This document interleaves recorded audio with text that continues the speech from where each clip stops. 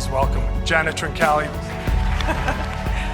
Janet, it's so wonderful to have you here tonight. Thank you. I don't know how many of you know that it's not just been 30 years. Janet started as an intern at EY, and now, come July, you're going to be the global chair and CEO. I don't know many career trajectories that went that way. Well, there's been 30 plus years in between. Right, from intern to global chair. What's the one piece of advice that you received at some point along that trajectory that's really stuck with you? So if you would just let me, for a moment, just say a huge thank you. So I'm looking around this room, and I have some family here. My daughter's over there, so my oldest and my only daughter, so Gabby. I have some of my closest friends in the audience. I have my EY family here in Mass. So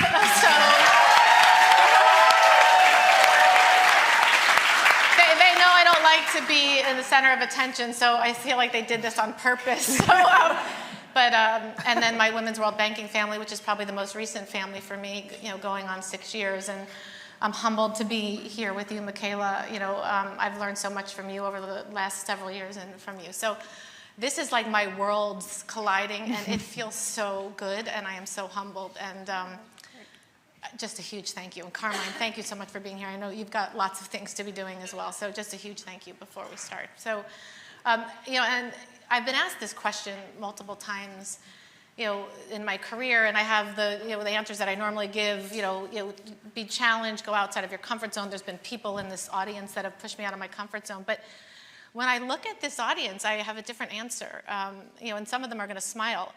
Surround yourself with people that are your village, your truth tellers. I'm looking at some of my truth tellers in this room.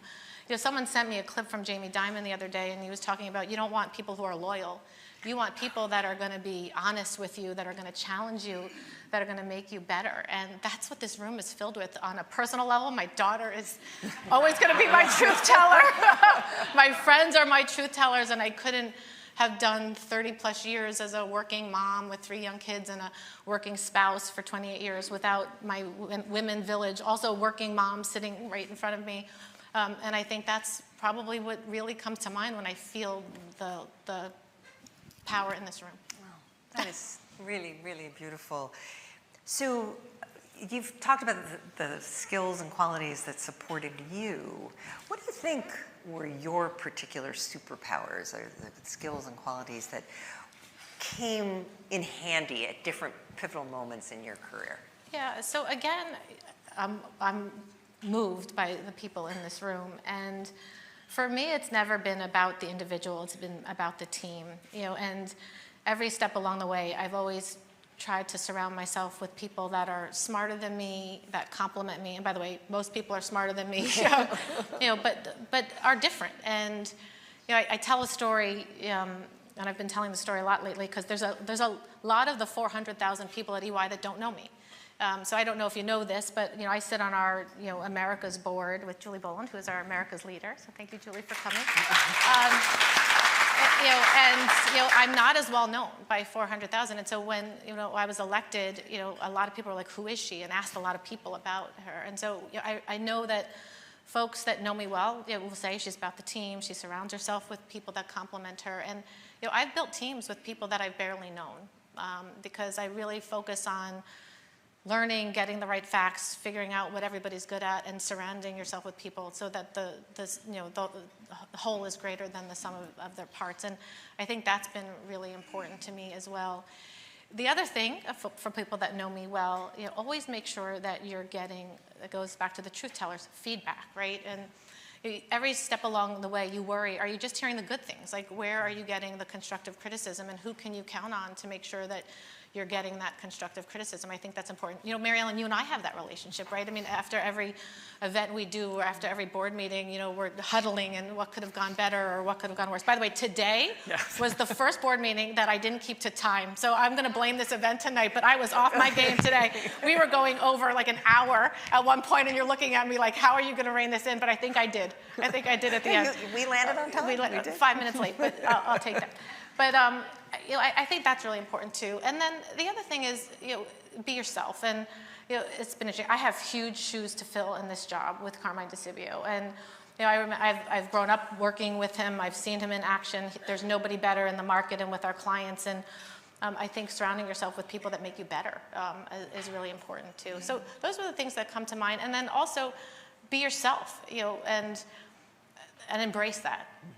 It's interesting, when the news article came out about my appointment, it did not say first woman to lead a Big Four. Carmen, you were with me. I read the press release. It did not say that. And then the media picked that up. And I'll be honest with you, made me uncomfortable in the beginning. I was also the first woman to lead the Americas Financial Services part of our business too. That made me uncomfortable.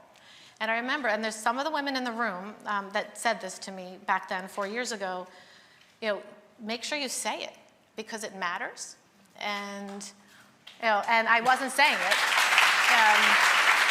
but it does matter. I think it does matter, and that's where I'll go to authenticity. So, don't be afraid, to talk about your journey. Don't be afraid to talk about the fact that you're a two-income household. You've had a nanny for 20 plus years to help you do it all, and good friends that you help along the way, and it matters. And Carmine talked about the stats. When I made partner, I think it was maybe 12 or 13% women made partner. And it feels a lot better today, but all of the women in our organization face the same challenges. Lots of the men come from two-income families and are dealing with those same challenges as well. And I think being open and honest, telling your story. We actually, as a board today, spent a lot of time talking about the power of storytelling, and I definitely believe in that as well. So I rambled there a little bit. No. These are great segues into my next question. So as the video probably led you to understand, we're really, really focused on bringing more women into the formal financial sector. And one of the things that we now, I think we always suspected, but we now have really, really good data, that having more women in leadership roles at every level of an organization is just a surefire way of bringing more women clients into financial services. What have you seen in your career as like the really impactful ways to bring more women in leadership?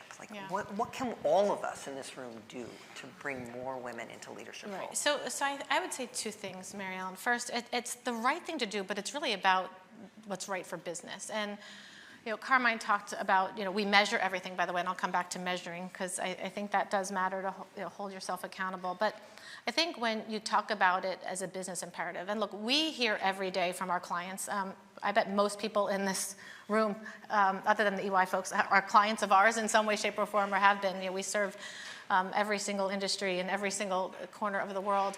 But our clients demand it, and it's good for business. And what I love about the work that we do at Women's World Banking is we talk about it in both ways, right? It's good for business, and we were talking about that so much today, but it's also good for the world, right? So I think that's important to always start with what's the right thing for business.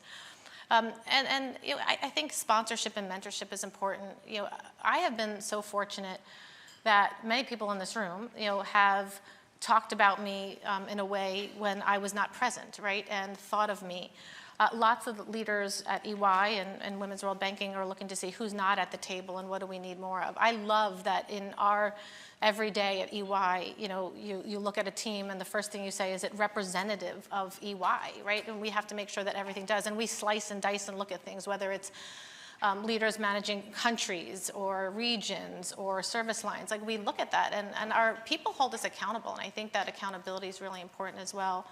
But the sponsors and mentors matter. I'm going to tell you a story, and there's some younger women in this audience who've probably heard me tell you this before. So I also think it's important to point things out when they're not right. And I've been so fortunate to be challenged with different opportunities at EY. First of all, I love serving clients, but I've been blessed to have some responsibilities to lead teams.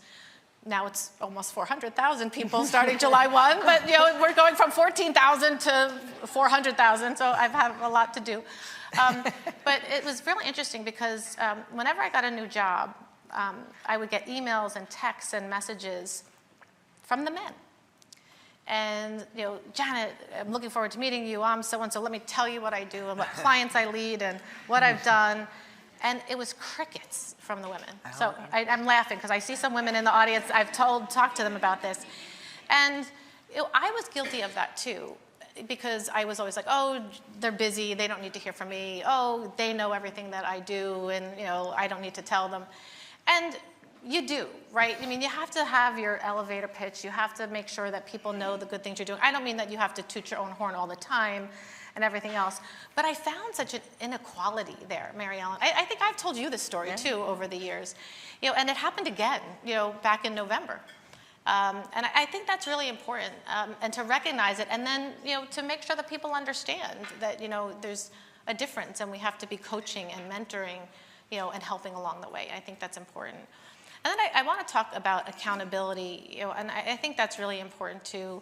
What I love about EY is that we've never been shy to talk about DE&I as a business imperative. And again, we make sure that when we're promoting to partners that we look at the class and make sure it's representative of our population, right? And we've done great things. I will brag a little bit that in financial services, our numbers are a little better than what Carmine mentioned earlier. He left, so I could say that. But I think when I've always had really strong female role models, that have, really felt that accountability, and I think that's important. By the way, I was just at a global practice group meeting, and Carmine was talking about D&I, and I got on the stage and I said, let's be very clear. Our numbers are not going backwards. They're going forwards with me in the chair. Like, that would look really bad, so please help me out. But I think it's important always to make sure that the teams are representative of what we are, and our clients demand that too. So I think that accountability is really important too. Well, you use the word accountability a lot, and that's exciting. Particularly, I think we saw the 169 years figure a couple of times. Yeah, that was upsetting to see that on the video. That's really upsetting. I hadn't heard the political parity, 162 years. I mean, nobody has that kind of time. There's been some recent research that we're actually going backwards in terms of women on boards of financial service institutions. We need to be holding industry accountable. It sounds like EY internally is, but what can we be doing for financial services industry more broadly, and society, and holding them accountable? Because those numbers just aren't realistic. So first of all, Mary Ellen, this is where the last 6 years working with Women's and World Banking have been tremendous for me, also in terms of learning and growth. So, and helping me become even a broader global citizen. So a huge thank you there, because I will tell you, in this area, I'm still learning, and I learn every day from you and your team and the organization. And I think it's important, we talk so much, just today, but we talk a lot about making sure that, we're looking at business and bias and data. We're talking a lot about AI and concerns that we have. Is there enough data out there on women? When you pool the data, is it, I think we have to always challenge ourselves to make sure that all the new technology is for good. I think that's really important. We look at AI in our firm about, doing for our clients, doing for ourselves, and doing for good. I think the doing for good part is hard, and it's yet to be determined what that all means. I think we have to really challenge ourselves to make sure that, we're doing enough, on all these fronts for women entrepreneurs, women business owners, and I look at this video and I feel like there's just so much more that we need to be doing in society. And I think the story, there's so much good research out there. We learned a lot about it today. We spent lunchtime at our board meeting going through research and making sure that we get it out there, and again, talk about why this is all good for business. And I think that's grounded. That we worked during lunch because of Janet. By the way, I think I made us work through lunch, so there's some people in this room that probably have had me do that too. So that's also because I was behind by an hour, but it was a really good meeting. So I think that's important. And then on the other side, what do we need to do as leaders? I think it's about lifting people up, recognizing who's not in the room, challenging the status quo, asking the tough questions. And sometimes it's hard to ask those tough questions. I was in one of our global board meetings, the other day, and we were talking about, some of our promotion stats, and, it's hard, right? I mean, these are not easy conversations to bring up. There's a lot of hard work, right? And then you got to lift yourself up and look and say, are we doing the right things for the organizations? Are we doing the right things for business? But there was something today that was really touching, and the article in the New York Times that we talked about, right, today, about sugarcane, and there were two clients of ours that were mentioned. And these are tough stories, right? And how do things still happen in the world? And and I love that one of our board members texted a senior executive at one of those companies to say what's going on. But I think that's important, using your voice for good. I think that's incredibly important too. So now I get to turn the table on Mary Ellen, which, by the way, I do from time to time. So I don't know if you all know this, but so when I first met Mary Ellen, I have to tell this story. When I was interviewing for the board of Women's World Banking, and my good friend Sarah Francis introduced Mary Ellen and I with Connie Collinsworth and Muna. I think you all interviewed me for the job, and I was scared out of my mind, by the way, very intimidated. I know you laugh when you tell that story, but these women are just powerhouses in the world of financial inclusion, so I hope you get to meet them, and then obviously Michaela, who started it all.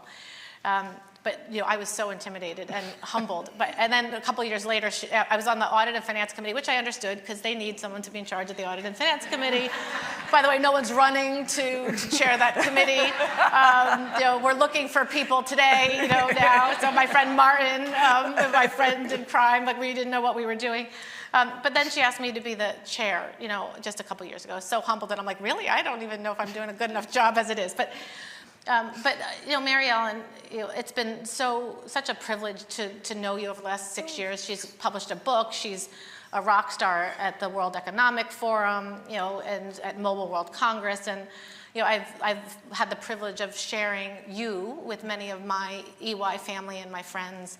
And that's just been a joy. And it's fun to just do this together because we actually really like each other and spend time together outside of all these formal things. But the work that you do is so important, and I learn so much every day. And so just share with us. I mean, the video is great. By the way, my EY friends will love this. Today at the board meeting, I said, we should really show a video. I love videos. And so I literally called the head of my communications. I said, just so you know, I'm doing to Mary Ellen and team what I do to you guys all day long with videos. It's the video that we chose. Yeah, so anyway, it was a group effort. But just talk a little bit about the work you're doing on all the different fronts, because I just think it's so powerful, and there's so much that we all can learn from the work that that you all do. So, well, to be brief, because you heard some of the really great impact numbers and the way we measure that impact in the video. These are the problems that we're working on are really complicated and very interwoven, complex, have to be dealt with at a systemic level. And so I think Women's World Banking works across the entire system, that we work very closely with that network of 74 financial service providers. Fully a third of them are fintechs, 25% of them are banks. We've got a whole, the remainder are insurance companies, neobanks, digital banks, microfinance institutions, to develop products that really meet women's needs, are marketed and delivered in ways that women can really use them and understand them and feel confident using them. And we just know in far too many instances that a product that is designed for men is often designed by men and isn't always applicable to what a woman's need is. But what we find increasingly is that if a woman designs the product for women's needs, men love it too, and it really works very well the other way around. We also, and Tom told you about our Leadership and Diversity for Regulators program. This has been so exciting, pairing senior regulators, both men and women, with high potential women in regulatory bodies, central banks, insurance commissioners, planning agencies. Because if you think the financial sector isn't gender diverse, the regulatory area is even worse. And it's just been so exciting seeing these regulators really dig into what needs to be done to build more inclusive growth, more inclusive economies in their own countries. And then the third area, and probably you're not supposed to love one baby more than the other, but my baby is our asset management business. And we've got so far 2 impact investment funds that invest directly in financially inclusive financial service providers throughout the developing world. And just the impact that you can have inside a company, being on the board, driving change, has been really quite remarkable. So I'd say that's our systemic approach.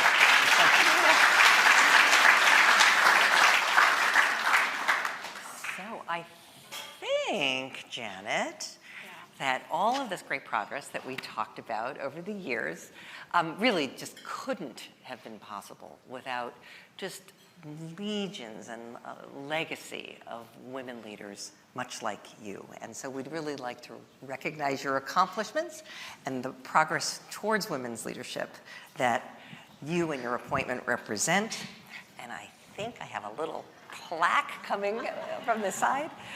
Janet, thank you so much for all you've done, and you are that role model. You are the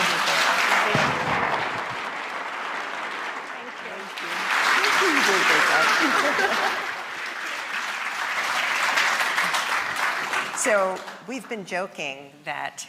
I just redid my office, so I have a Oh, really good. place Oh, I for have to it. come see you. I have to come see you. We've been joking that we've been saving the best for last. So I'd love to bring Mona Suktian, who is not only the vice chair of the leading microfinance institution in Jordan, Microfund for Women, which is one of those 74 institutions around the world, a global network of women's world banking. But she's been a longtime director, a co-chair on the Women's World Banking Board. Please come up with your treats. She always comes with treats. Congratulations. Do you want me to open this here or no? Yeah? So these are products from the, Oh, yeah? Okay. the Jordanian women entrepreneurs that Mona serves every day, and they represent the lives of the people that Okay, we're now you really don't have to all help me. here trying to make better through access to finance. I love opening gifts in front of a crowd. Okay. Say teamwork makes the dream work there. Okay. Oh, wow. Oh, that's beautiful. I love this. Oh, thank you Oh, that's so really much. lovely. Oh, lovely. Oh, love, thank you. Oh, Congratulations again. I wouldn't be here with Women's World Banking if it wasn't for you in that tough interview, so thank you. All right, so Thank you I'm so going to much. take my leave. The last Oh, word of the gosh. night is Oh, yours. you're gonna do that to me. I So, am. Yeah, so, wow. Thank you so much. Again, my worlds are colliding, but they're tremendous worlds. And so I'm just so humbled. Just so you all know, I've been using this phrase that pressure is a privilege. I feel a lot of pressure, but I also feel so much support in this room as I move towards July 1. And nobody gets to their career milestones alone, and there's so many of my friends and family in the room, so just a huge thank you. And it is an honor to share my new passion. We talk a little bit about, how do you get to certain places in your career, and I think you have to put yourself out of your comfort zone. And 6 years ago, when we were starting to stare down the empty nest, and keep in mind that, as a working mother, with a 2-income household and 3 kids, life gets really busy, when you're traveling and you're commuting and everything else. So my daughter knows, it's not easy, and there's sometimes guilt along the way. But when we were starting to stare down the empty nest, I said, I've always had balance in my life because, I've had a beautiful family and the firm that made sure I kept it in balance. And then when you look at the empty nest, you're like, oh boy, that the kids are out of the house. They don't need me as much anymore. They still need you, but I wanted to do something else, and it was the right time to give back. And that's when I was blessed with finding Women's World Banking. And so it's just really great to share my new family with many of you. And so they do such great work. It's not easy. So if you could support them, I would be forever grateful. So I will put a plug in there because they really do great things. They've made me, like I said, a global citizen and a better person in life. And so thank you all for coming. I don't like to be the center of attention, but thank you for coming. And to be honest with you, it's been fun to see a lot of my friends because I haven't seen a lot of people. I've been on the road since November quite a bit. And so I'm just really looking forward to seeing all of you as we celebrate for another hour or so. So thank you.